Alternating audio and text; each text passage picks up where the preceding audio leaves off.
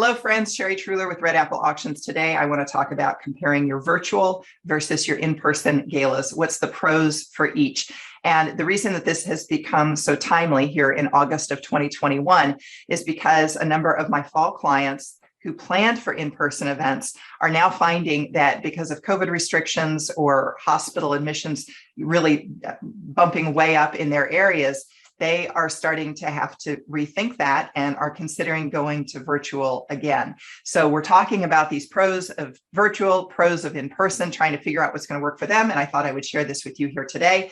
I am going to be comparing this to a virtual style event that is Zoom, not two-screen solution or one-screen solution or pre-recorded. This is a Zoom style event. Having worked all of those styles of events, it's my belief that the Zoom style virtual galas are the most interactive. And I like that interactivity for the guests. So just this last event that I did a few days ago, they had bingo that we were playing throughout the event, encouraging people to keep their ear open for any keywords that were on their bingo scoreboard so that they could win a prize. You just don't do that sort of thing at an in-person event. I'm not saying we couldn't. I'm just saying it hasn't been traditionally done that way. So if you are wondering, wait a second, I don't even know that there's different styles of virtual galas, I'd encourage you to head over to my website and just download a cheat sheet that I have on virtual galas. Look under the free resources tab. There'll be a virtual gala cheat sheet, and that'll go through with you the different styles of virtual galas that I have seen out there. And that might help you identify what you want. But for the purposes of this, again, I'm going to be focusing on comparing in person to a Zoom or Zoomzilla, call it the Zoomzilla, call it Zoom on steroids, style of gala. Okay, pros of in-person galas. Glamour.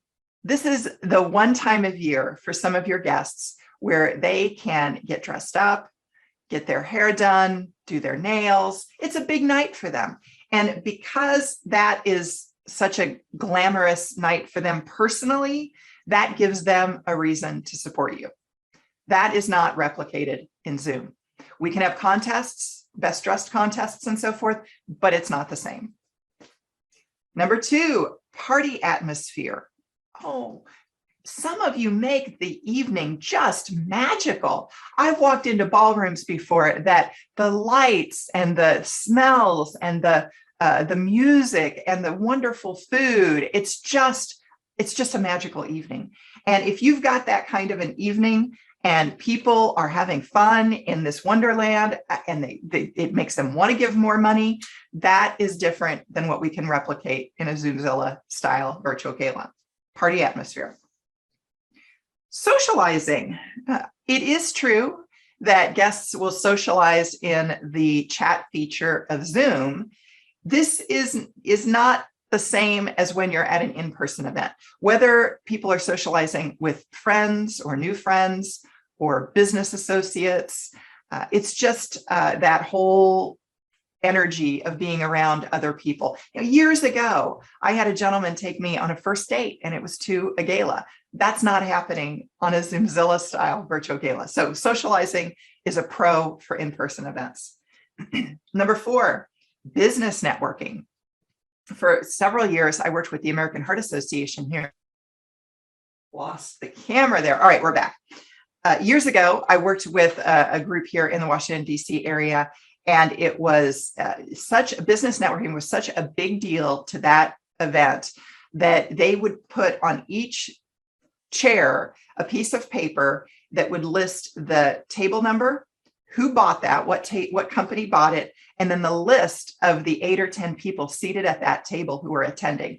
So it might be KPMG, and then it would have the eight people from KPMG at that table.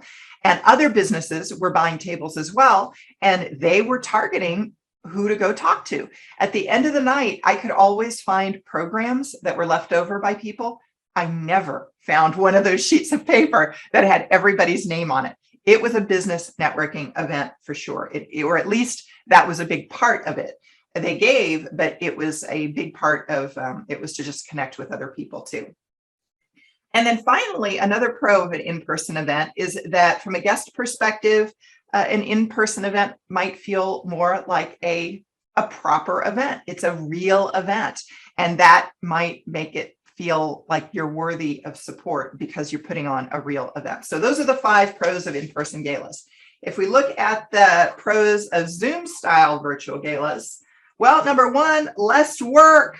That's right, less work. Now, I will admit that if you were one of the very first people to do a virtual event last year, it was a lot of work. That learning curve is incredibly steep. However, it gets easier. So as you are doing more of these events, virtual events, the second one is much easier than the first, and vice versa. Unless maybe you're completely changing the style of event, then maybe you're going to have a bit of a learning curve. But it does get easier. They take less effort than an in-person gala, less staff time. And how many years have we talked about the fact that these in-person galas take a tremendous amount of staff time that is not really documented in the net income of the in-person events? Well, that's a lot reduced when you're dealing with a Zoomzilla style virtual gala. Number 2, education of mission.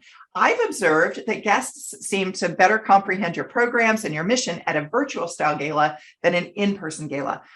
This floors me, because I would have guessed last year when the virtual event started that in fact it was harder. In fact, I talked about that. I said, geez, what are we going to do? We've got kids that we're competing with that are in the room. We've got emergencies that might take place. Someone's at the door, the dog is barking, all these different distractions. But we found that at virtual style Zoomzilla events, people pay attention.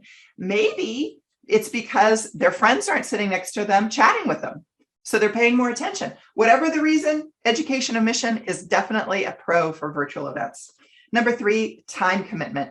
Guests can block off less time for the event overall. They aren't having to travel to a location. Usually your pre-show is 30 minutes in a virtual environment, whereas at an in-person event, it's an hour. There's no dancing afterwards. The program is usually shorter for a virtual event. Overall, less time commitment. Number 4, day flexibility. You do not need to have this on a Saturday night. You do not need to have this on a Friday night. You can have this on whatever night you want, Monday, Tuesday, Wednesday. You can have it for a Sunday brunch. It's all fine. Virtual events doesn't matter the time. It doesn't matter the day. Net income is number 5. This is a big one.